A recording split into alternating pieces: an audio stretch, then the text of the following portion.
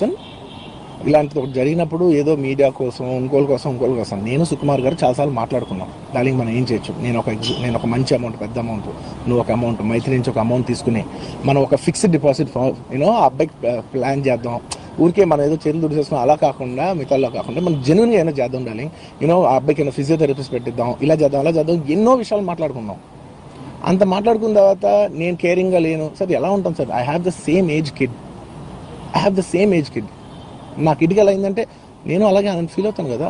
I not a father? నాకు ఉండదా? ఇన్ని క్యారెక్టర్ ఇంత అసాసినేట్ చేసినప్పుడు ఇట్స్ పబ్లిక్లీ హ్యూమిలియేటింగ్. నాకు చాలా బాధగా, నేను ఇంత చేసినా కూడా నాకు బాధగా ఉంది సార్. ఏమో మన తెలుగు వాళ్ళు బరువు తీసిన పైన పెడదామని నేను సినిమా చేస్తుంటే మనం లాక్కుంటున్నాం.